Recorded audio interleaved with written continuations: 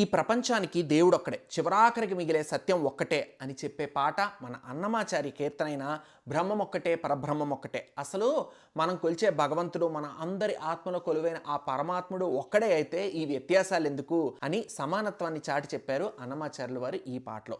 ముఖ్యంగా చరణాల్లోకి వెళ్తే, నిండార రాజు నిద్రించు నిద్రయునొకటే, అండనే బంటు నిద్రాదియునొకటే, మెండైన బ్రాహ్మణుడు మెట్టు భూమి ఒకటే, చండాలుడుండేటి సరి భూమి ఒకటే అంటారు.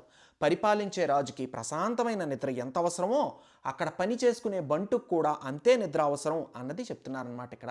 నిజమే కదా, మనందరం మనుషులమే, అదే ఆకలి, అదే ఊపిరి, అదే నీరు, అదే నేల. నిద్ర కూడా సమానమే కదా. ఇక్కడ నిద్ర అంటే రెస్ట్ అని తీసుకోవాలి. అంటే అధికారులు ఎంత విశ్రాంతి తీసుకుంటారో సేవించిన వారు కూడా అంతే విశ్రాంతి తీసుకోవాలి అన్నది ఇక్కడ అంతరార్థం అనమాట. అలాగే నెక్స్ట్ లైన్స్లో, నువ్వు ఏ కులంలో పుట్టినా సరే నువ్వు అడుగు వేసి నడిచేది ఈ భూమిపైనే అని చెప్తున్నారు. అంటే ఒక కులం వారు వేరొక కులం వారిని ఎప్పుడూ ఏ విషయంలోనూ తక్కువ చేసి తోలనాడకూడదు అన్నది అంతరార్థం అనమాట. ఇక్కడ నేల ప్రస్తావన ఎందుకు తెచ్చారంటే కేవలం మనం నిలబడేది అని మెన్షన్ చేయడానికి మాత్రమే కాదు, చివరికి మనల్ని తనలో కలుపుకునేది అని కూడా చెప్పడానికి. పైకి ఎన్ని పాలరాతి సమాధులున్నా కింద కప్పెట్టే మట్టి అందరికీ సమానమే అన్నది ఇక్కడ పరమార్థం అనమాట.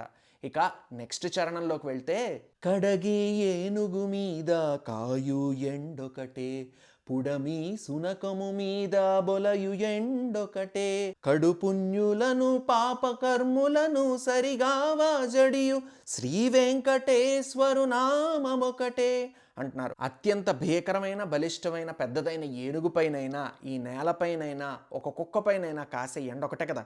చివరాఖరికి పాపం చేసిన వారైనా సరే, పుణ్యం చేసిన వారైనా సరే, మనల్ని రక్షించినా శిక్షించినా మనందరం ఆయన పిల్లలమే అని మనందరినీ సమానంగా చూస్తాడు ఆయన. అందరూ ఆయన పట్ల అలాగే సమాన భయభక్తులు కూడా కలిగి ఉండాలి. ఆయన పేరే మరి ఏదో కాదు, ఆ నామమే శ్రీ వెంకటేశ్వర నామము అని చెప్తున్నారనమాట ఇక్కడ. చాలా గొప్పగా చెప్పారు కదా. ఇంతకు ముందు కూడా నేను కొన్ని అన్నమాచార్య కీర్తనల గురించి మాట్లాడి నాకు తెలిసిన భావనల్ని మీతో పంచుకున్నాను. ఒకవేళ మీరు మిస్ అయితే నా ఫీడ్లో ఉంది, ఒకసారి వెళ్ళి చూసేయండి. అలాగే ఇలాంటి మరిన్ని విశేషాలు తెలుసుకోవాలనుకున్నారా? లేట్ ఎందుకు, ఫాలో అయిపోండి. మీ పుబాకా ఫ్రమ్ వెండితెర వాకిట్లో.